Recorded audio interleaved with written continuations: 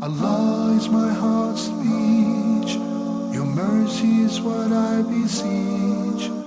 Keep in my heart your remembrance, and in your deen allow me to advance. Help me in my quest, permit me to pass the ultimate test. Help me in my quest, permit me to pass the ultimate test. السلام عليكم ورحمة الله وبركاته. أعوذ بالله السميع العليم من الشيطان الرجيم من همزه ونفخه ونفثه. بسم الله الرحمن الرحيم. الحمد لله وكفى وسلام على عباده الذين اصطفى لا سيما المصطفى صلى الله عليه وعلى آله وصحبه وسلم تسليما كثيرا. Dear brothers and sisters, welcome to another new edition of your program Ask Huda. Our contact informations are as usual, beginning with the phone numbers: area code 002-0238-555, 248 or 249, and the email address is ask@huda.tv. You can start ringing in as soon as you wish. We just have a couple of pending questions. Brother Fahim from Sweden, he was concerned about if a woman was married, then she got divorced, and there are children who are hanging between the couple. Now this woman got married to another person. So is it permissible for her to talk, to speak to her ex-husband pertaining raising the children and arranging for the meetings and so on? And he also said that, what about if her current husband prevents her from communicating or speaking to her ex-husband? In fact, one have to understand that the husband does have rights and the wife does have rights as well. And Allah subhanahu wa ta'ala made those rights and obligations even for both the husband and the wife. In the Quran, Allah subhanahu wa ta'ala says, وَلَهُنَّ مِثْلُ الَّذِي عَلَيْهِنَّ بِالْمَعْرُوفِ. Lahunna means for them, for feminine, for the wives. There are rights. Lahunna, they do have rights that are similar, exactly similar to mithlu alladhi alayhin, similar to the duties that they owe to their husbands. So it's like mutual rights and obligations. Among the rights of the husband, that they should not allow into their houses, the wife should not allow into their house any person whom the husband dislikes or disapproves. Similarly, she is not supposed to talk to any person without his permit, especially if she knows that he gets upset or the shaitan may sow a trouble or a fitna between them. That's why in this case it would be best before marriage to share with her future husband the situation that we have a child custody and will be talking to the ex-husband, and will have to do this in a formal way. He may condition or require that I should be attending.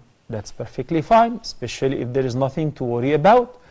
And you can come out of this situation simply by making sure that every time you speak to your ex-husband, will be in the presence of your husband or on the speaker where your conversation is heard, in order to give the husband some sort of security. I know that some people will take this as that my husband should not think bad of me, should not suspect evil of me. True, but it's his right as well to feel jealous. This is something indigenous in the human nature. You cannot overcome this, and it is his right to feel jealous, especially when the shaitan may whisper to him what they've been talking about. So if there is nothing special, there is nothing to worry about, and it's only pertaining raising the children and maintaining your rights over your children, whom now he has the custody over because he got married. We spoke before Hajj about the custody, and we said it will be the right of the woman, the divorced woman, until the children reach certain age, and we discussed this in the different madhahib. Unless if she gets married. If she gets married, the custody would be given to her mother, if she is alive, or his mother afterward, or otherwise he will take over the custody. So now if they are being looked at by him, and the wife or the ex-wife has the right to share with him raising the children, discuss their future, their school, their education, things of this nature, as long as it is with the arrangement with the current husband.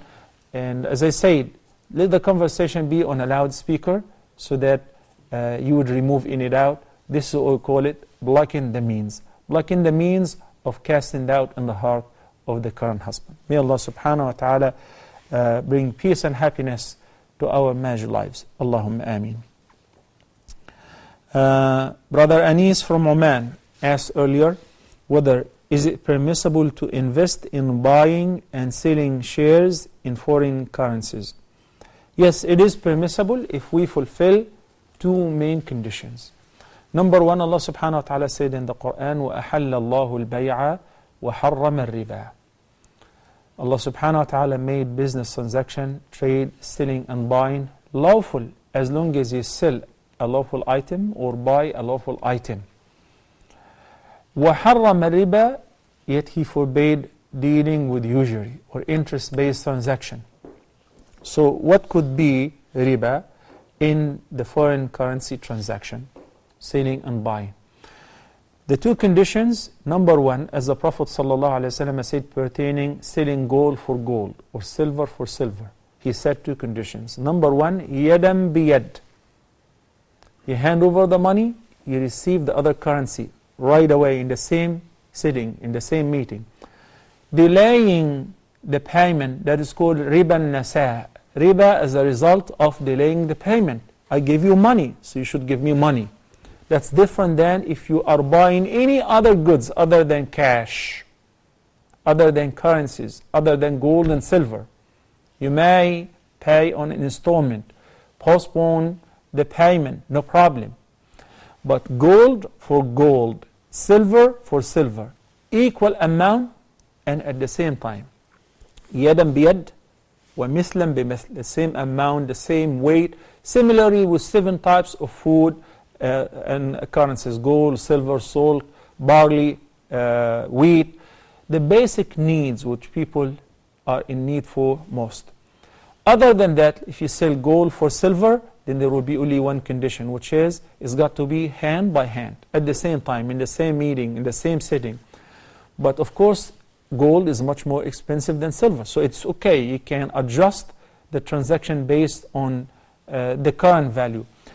That means if you're selling dollar for pound or for euro, it doesn't matter. It doesn't have to be the same value. Of course, the value is different. What matters is the transaction given and taken, given the cash, the dollar, for instance, in exchange it for euro, has to be in the same sitting, yadan biyad, as the Prophet ﷺ said. Assalamu alaikum wa rahmatullahi wa barakatuh. Brother Khurshid from United Arab Emirates, how are you? Alhamdulillah, how are you, Sheikh? I'm fine, alhamdulillah, barakallah feek.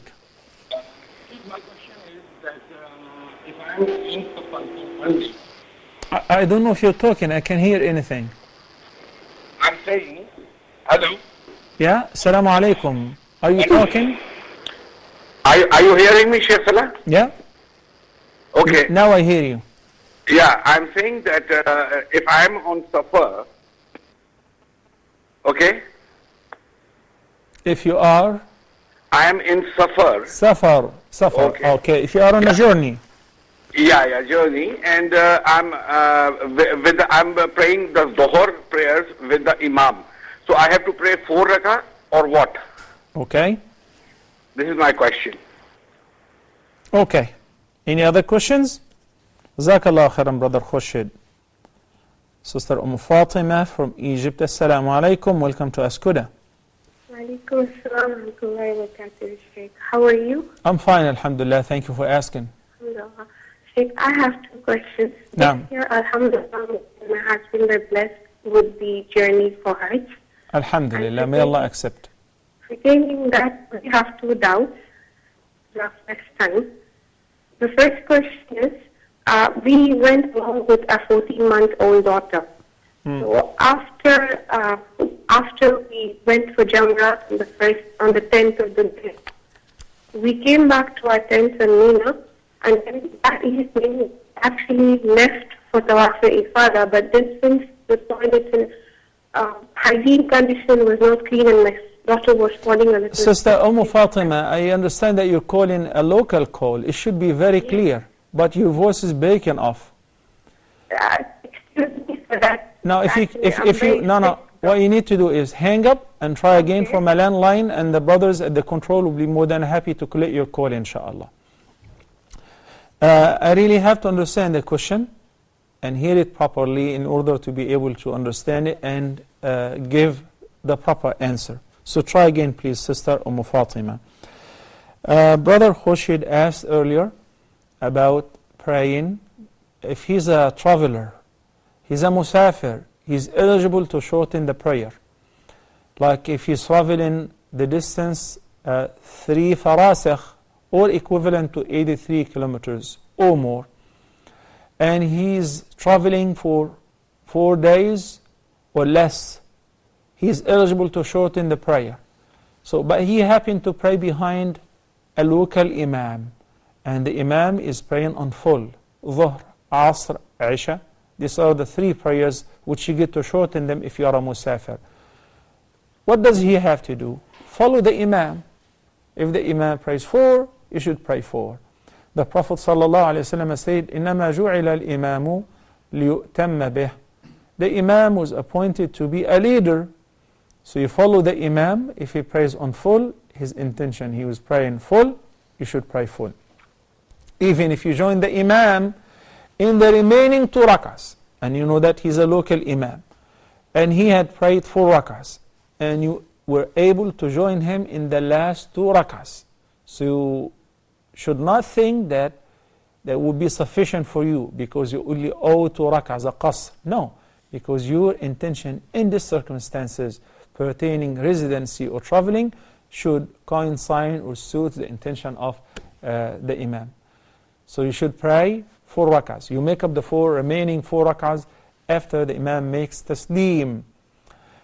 There is an extended situation to this, which is if a person is praying at the airport, where you assume that everybody is praying qasr, because when you enter the masjid and the imam has started the prayer, it's hard to tell whether he's praying qasr or praying regular.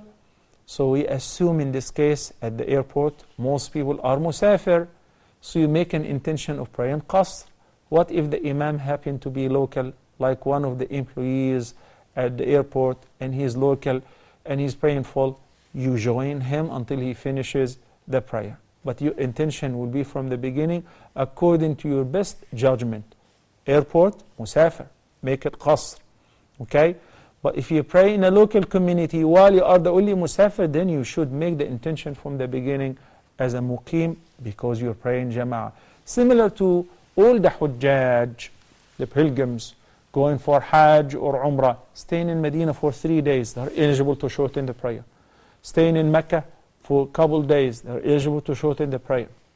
But who can afford to miss the reward of 100,000 times or more for each prayer in the haram with the imam? So we go and pray with the imam in the haram. You don't say, I'm a musafir, I would just pause until he finishes and I would only make 2 rak'ahs and make taslim. No, you don't do that. Assalamu alaikum wa rahmatullahi wa barakatuh. Assalamu alaikum. Wa alaikum assalam wa rahmatullahi wa barakatuh. Fatima is back on the line. Yeah. Yes, can you hear me now, Sheikh? Naam, I do. Okay, alhamdulillah. So the thing is, on the 10th of Dhul Hijjah night, we went to Makkah with the intention of making tawaf for Ifada.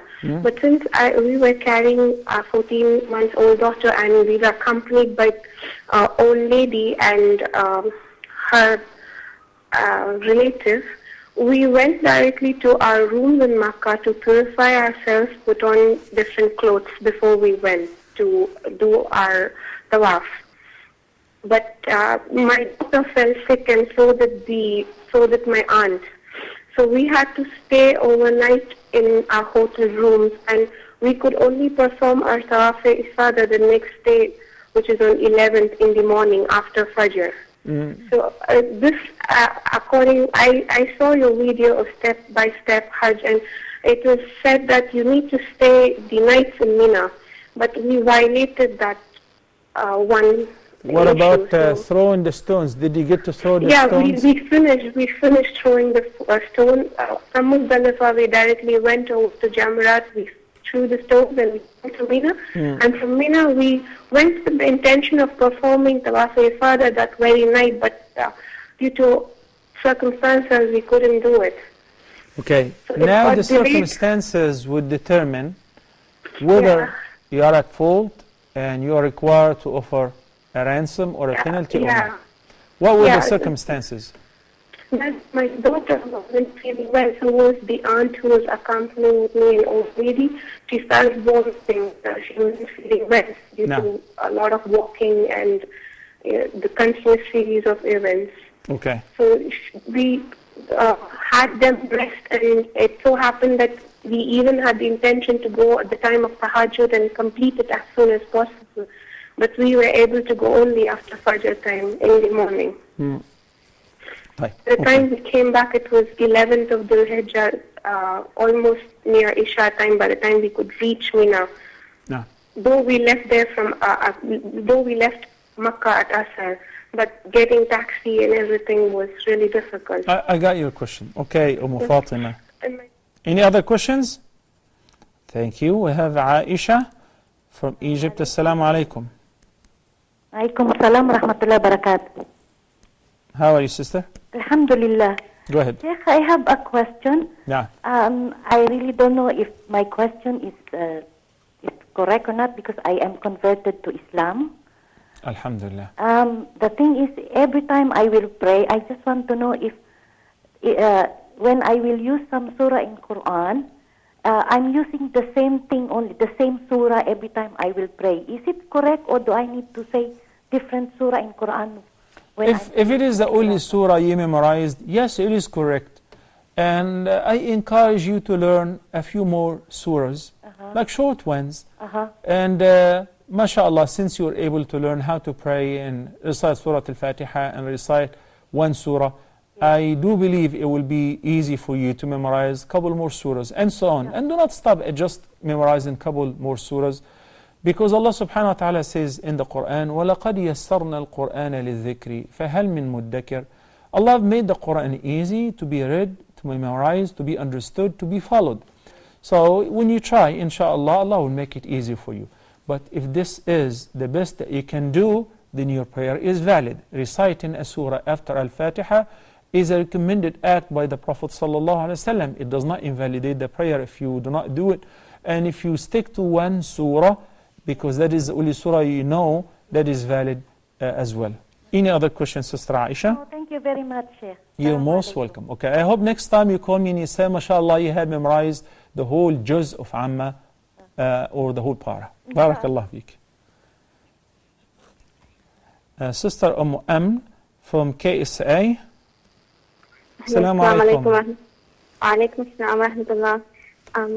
Jazakallahu khairan for your excellent coverage during the Hajj, and may Allah subhanahu wa ta'ala accept your Hajj, inshallah. Ameen. Wa jazakum. Thank you so much. Same to you, sister. Actually, I have one question. No. I'm planning to register for an online course that is being offered by the British Council, but the only method of payment for the course is through a credit card. I've never used a credit card before, but someone told me that if I do use it, I will be required to also pay a small amount in service charges to the bank. And I just wanted to know if this is a halal transaction and whether or not the small extra charge is a form of interest or not. What about an ATM card? Would that work? I'm not sure.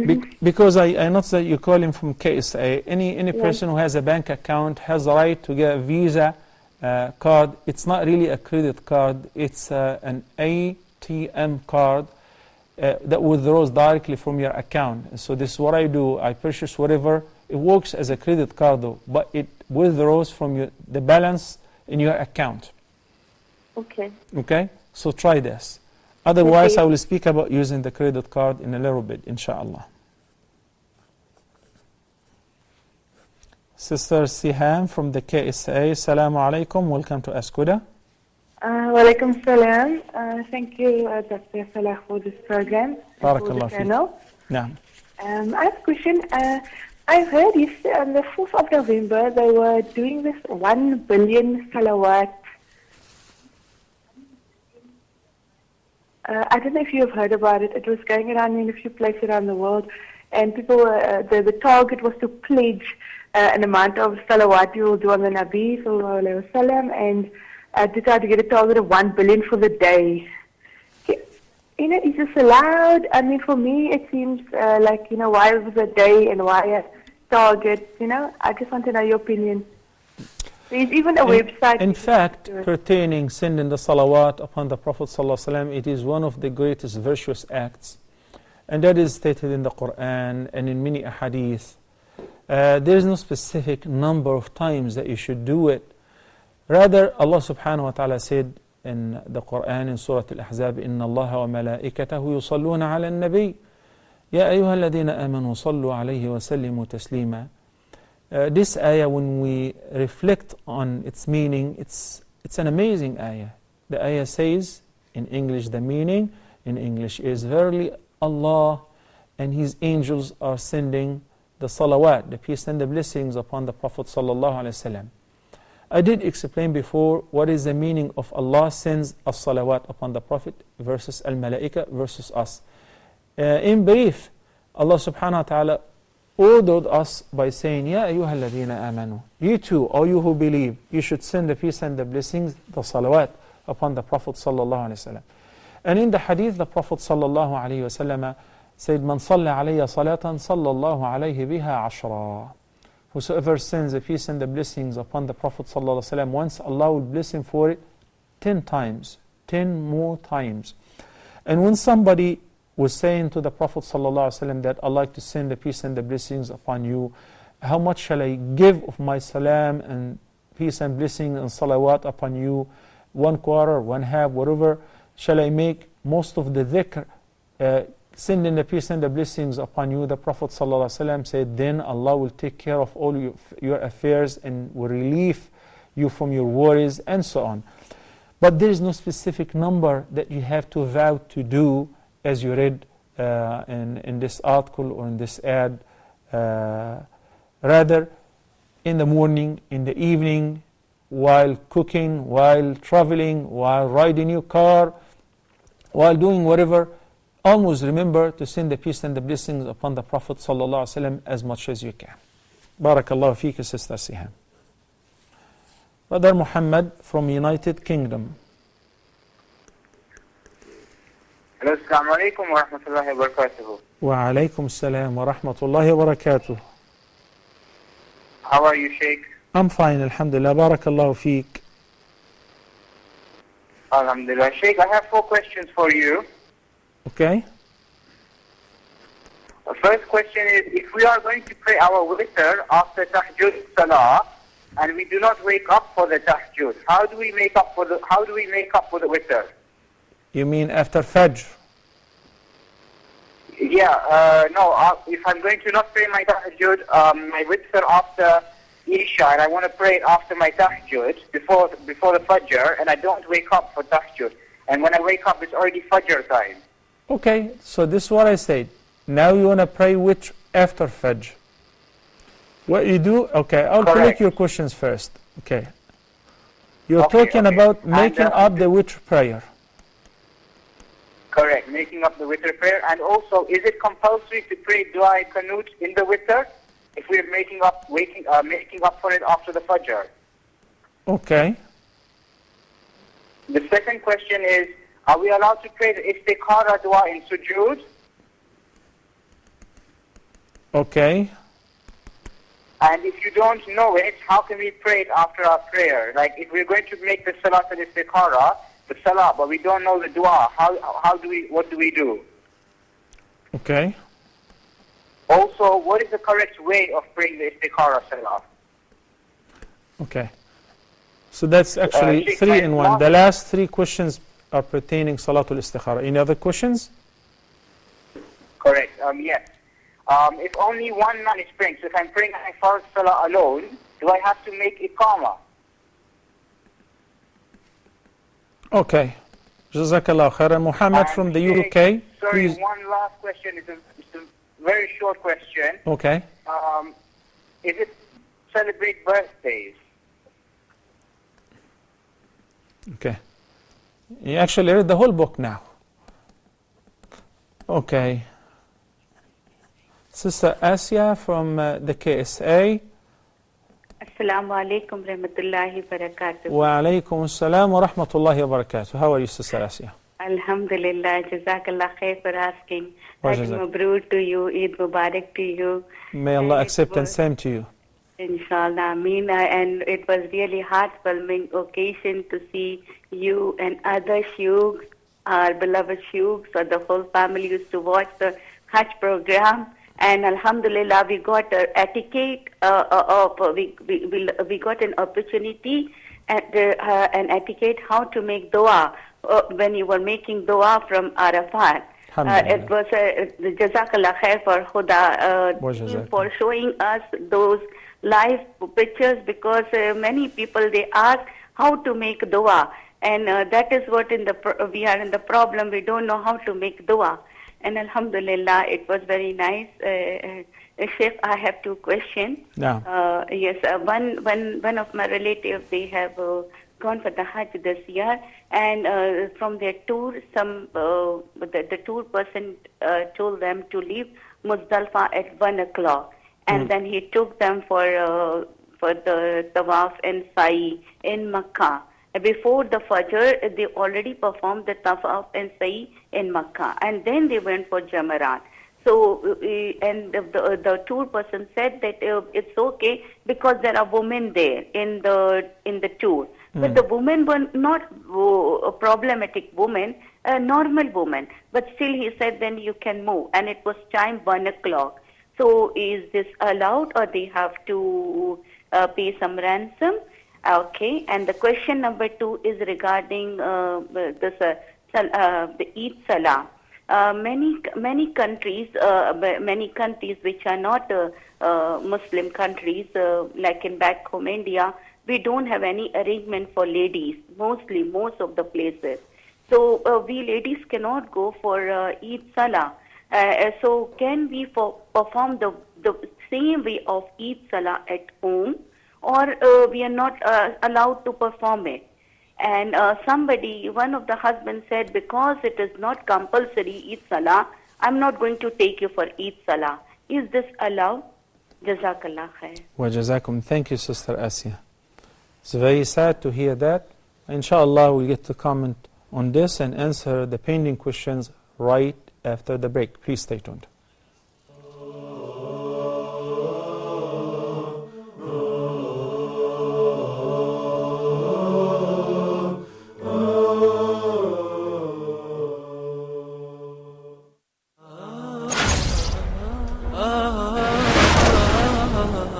Allah subhanahu wa ta'ala choose whom He wills subhanahu wa ta'ala for His mercy, for His messengership, for the revelation to be revealed. This is not for the human beings to make that decision. If a person would turn to Allah subhanahu wa ta'ala sincerely, truthfully, asking for forgiveness, Allah subhanahu wa ta'ala promised to forgive.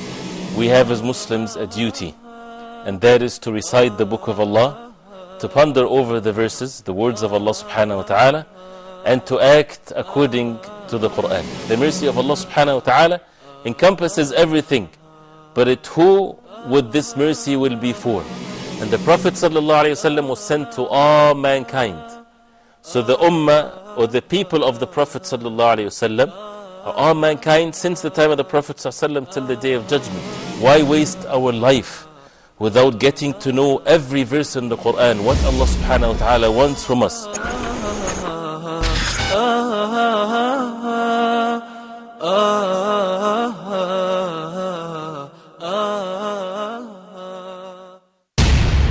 Satanic Verses 1988, Dutch Cartoons 2005, Pope Benedict's Anti-Islam Statements 2006, The Innocence of Muslims movie and the latest French cartoons 2012. When will this stop? And the subsequent worldwide violence. Islam says no to such hate that hate produced. Love is not a word, is not just a word, brothers and sisters. So why do you take the initiative and inflame the feelings of Muslims? This violates all freedom of speech. This goes beyond any concept of Western values and freedom of speech for sure. This is not free speech. This is called hate speech. How to reach to the other side and let them understand us as well and know what hurts us and what is not they're supposed not to get close to in their own language. The media here also plays a very important role. It's totally illogical to defend our religion and our prophets in Arabic. We have to defend them in those people's language. Since its inception in 2005, Huda TV has been undertaking the role of peacefully defending the Prophet, peace be upon him, in the best of manners.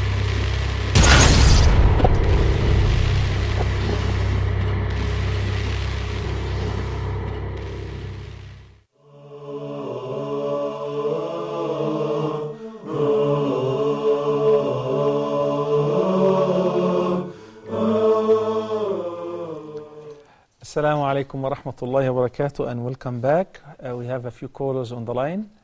Assalamu alaikum. Brother Mahbub, United Arab Emirates. Assalamu alaikum. Wa alaikum assalam, brother. How are you? I'm fine, alhamdulillah. Barakallah feek. How are you, brother? Brother, I have two questions. My first question is about better. It happened to me many times. I delayed the better prayer in an intention that inshallah I will pray tahajjud. And few times, actually many times happens to me when I wake up, the Fajr Azan was already made or was at the time it's already Fajr prayer time.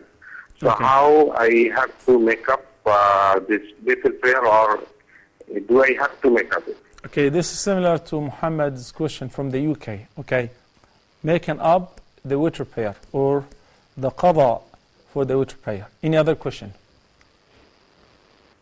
Yes, the second question is if during the Hajj, the 10 Dhul-Hijjah after the Arafah, the correct sequence is going to Jamara, then performing Hadi, and then shaving the hair, and then Tawaful Ifadah.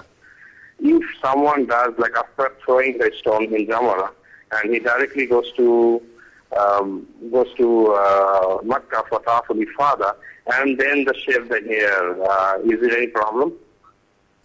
Okay, so they left past midnight, not before midnight from Muzdalifah, right? Sorry?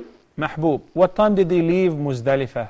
Yes. Past midnight or before midnight? Muzdalifah we left after Fajr. After Fajr. Then went to Jamara. Yeah, went to Jamara, threw the stones, and then went to Makkah. Before Tawaful Ifadah. Before Tahallul. Before shaving or trimming your hair. Yeah, before shaving. Okay, I got your question. Thank you, Mahbub. Assalamu alaikum. Next caller. Brother Ismail from KSA.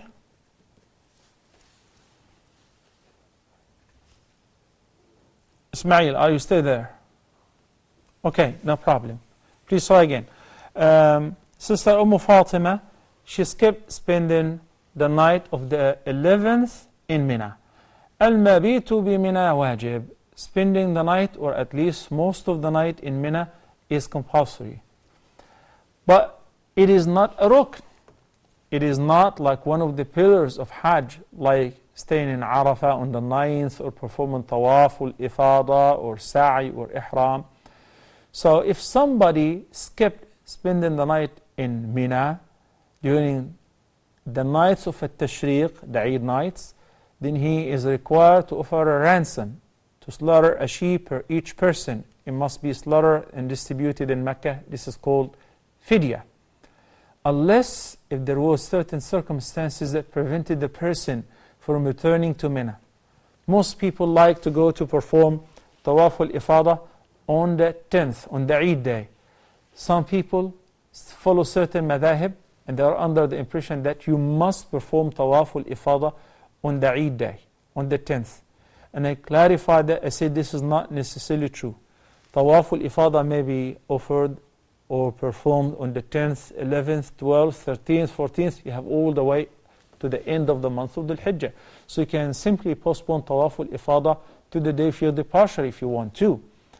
Why? Because it's hard to imagine 4 million folks are going on the same day in this very congested area in the Haram to perform Tawaf al-Ifada and Sa'i, and meanwhile trying to manage to return back to Mina to spend the night. And you know how the cab drivers and the local drivers really blackmail the Hujjaj and take advantage of them. I complain to Allah about them. May Allah guide them.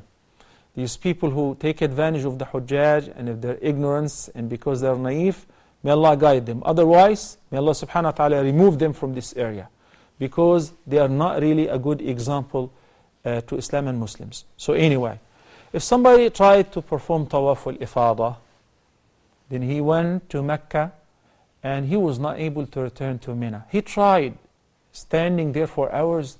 There are no transportations, or they're asking too much. It's only 5 kilometers and they're asking for 100, 200 riyal, and he cannot afford it. He has a big family. So he's stuck there.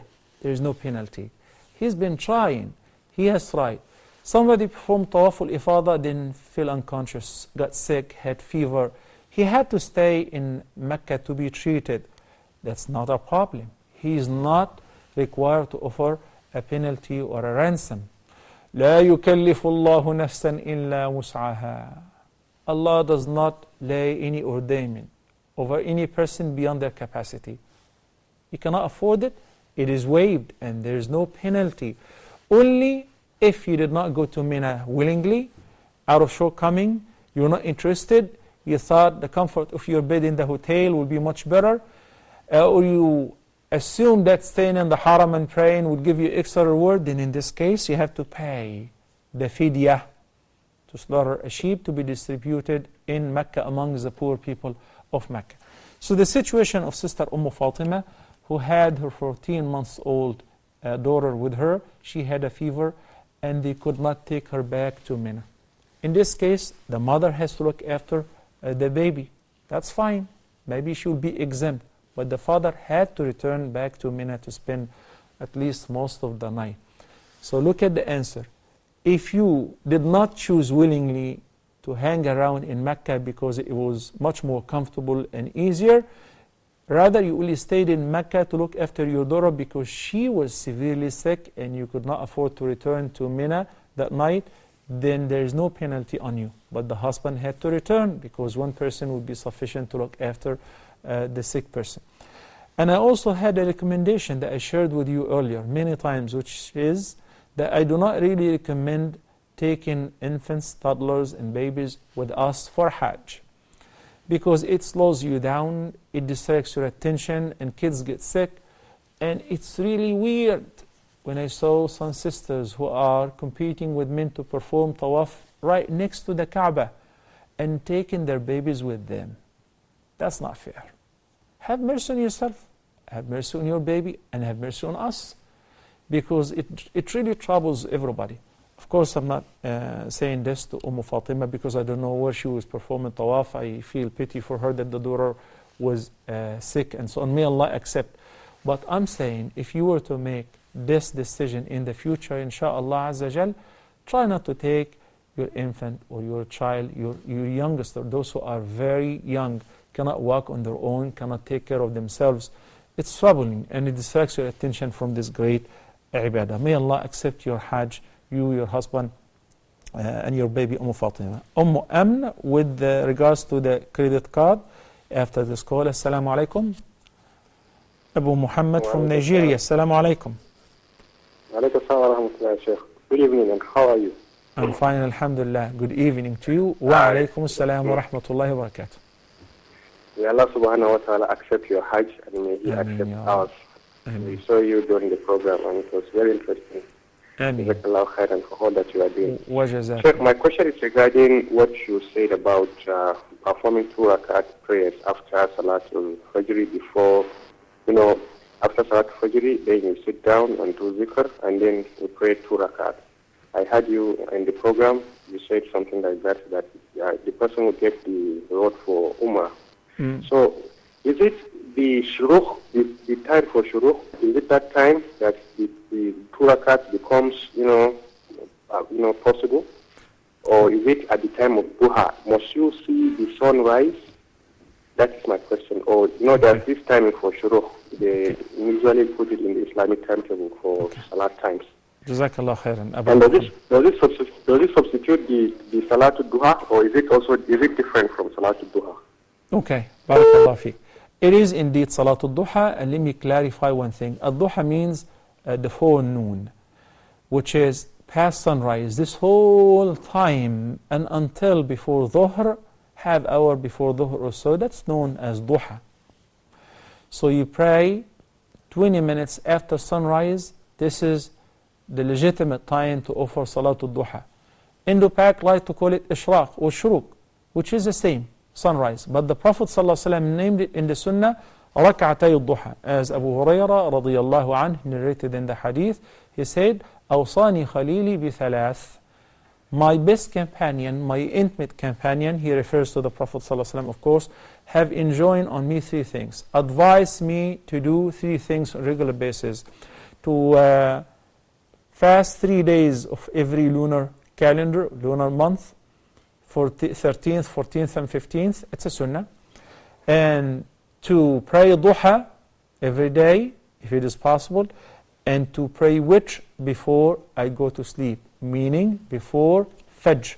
Because if you postpone it until after you get up from your sleep, because you're planning to pray tahajjud, there is no problem.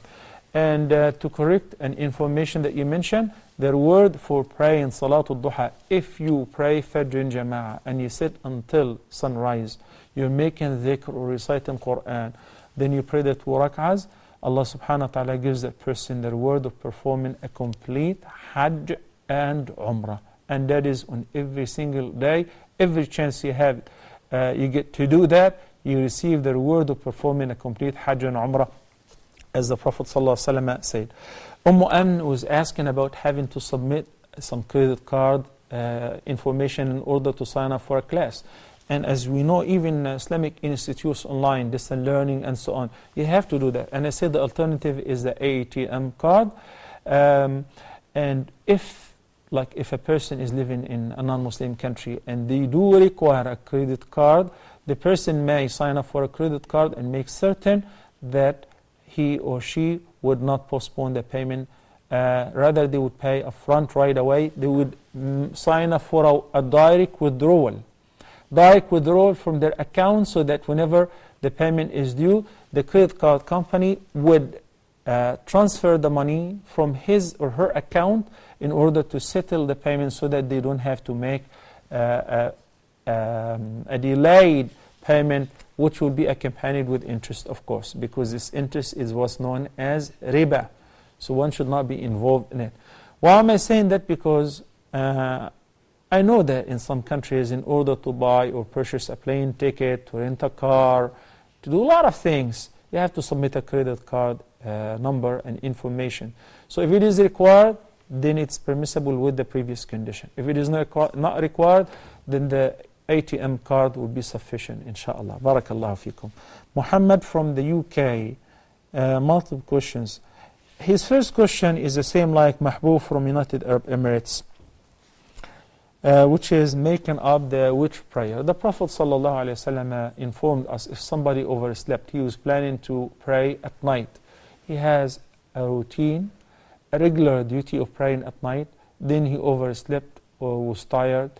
He did not wake up until Fajr. So he missed also the witr prayer. The Prophet ﷺ recommended we should make this up between Duha and until before Dhuhr. But in this case, it will be 2 by 2 and there is no odd prayer. There is no witr. The witr will be 2 rak'ahs instead of 1, because the 1 rak'ah is only the end of the night prayer. Okay? By the way, according to Imam Abu Hanifa, making up the witr or qaza for witr is a wajib, because is a must, because he believes that the witr is a must. His conclusion why the witr is wajib is different than the vast majority of the fuqaha, where they consider it a sunnah. It's an emphatic sunnah. But he says because the Prophet ﷺ used to observe which even while traveling. But also the Prophet ﷺ used to pray the 2 rak'ahs before Fajr even while traveling. And he would skip the remaining emphatic sunnah before or after the fard namaz or prayer. So according to the vast majority of the scholars, the witr prayer is an emphatic sunnah. It's highly recommended. And it's also recommended to make it up during the day if you happen to miss it due to oversleep or forgetfulness, etc. Assalamu alaikum wa rahmatullahi wa barakatuh. Alaikum assalam. Assalamu alaikum, Sheikh. Muhammad from United Arab Emirates. How are you? Alhamdulillah wa shukrullah. Hajj Mabruk, inshallah. May Allah accept from all of us. Thank you so much. I have a question regarding if you're working for a company, which it is, let's say, it's a halal company, like a real estate or a government, but they say that the money is in the Rabawi, Bank Rabawi, and they say that, let's say, from this interest they are paying the employee. I mean, we are in a state we are doing our job, but is it for us permitted to work in such companies? Because we cannot dig into their details exactly how they are getting. But the company activities is either, for example, real estate, or even they say even government, sometimes they do that. So, but government is totally halal for us. Okay. And my second question is, when you're praying and you notice in the middle of the prayer that some part of your body or your hair or your neck showing, and you cover right away, or you don't notice it and you cover later, are you supposed to repeat the prayer? Okay. And my last question is that if you're having a loan from a bank for the house finance, which normally they say if the bank doesn't own that and we ask you those questions, it is not really halal, as per Sheikh Hakim said also that, Luqman Hakim said that if the bank does not own that money, it's most probably, as Prophet ﷺ said, it's not halal. It is not most probably. Rather, if the seller does not own the goods, then this transaction is invalid. Okay? Invalid. Okay. Now, at the moment, shall I do my best just to close it if it's so difficult, or since I am in it, I can close gradually? That's the question. What can help you to make the decision is, Allah subhanahu wa ta'ala said to His Prophet sallallahu alaihi wasallam in the Quran, إِنَّكَ مَيِّتٌ وَإِنَّهُمْ مَيِّتُونَ. Certainly you will die and they too will die. When a person puts death before his very eyes, what if I die right now? Will I die while I'm involved in a riba transaction? How am I going to answer Allah subhanahu wa ta'ala, say, Wallahi, I was planning to settle the payment once I get the money or whatever? He didn't have to. Life is short and brief. Try to clear your record before meeting Allah subhanahu wa ta'ala. I know that in the Arabic society they consider talking about death like a bad omen, but I keep talking about death to myself, to my family, to my children, and prepare them for this moment, because as I'm a speaker right now, I might not be able to finish my statement. What will happen in this case? Clear your record, make sure that you will meet Allah subhanahu wa ta'ala with no sins, particularly those major sins. As riba is a very destructive sin. As far as uncovering the awrah during the prayer, if it was by accident and you realize that you cover up and you fix yourself, then your prayer is valid. Continue. That would take us to the following advice, which is the sisters, there are many sisters from a particular background who do not really consider hijab as an essential part of the deen, so they wear the slippery hijab, the convertible or the flip-flop hijab, the see-through hijab. And they pray with that as well. That's not valid.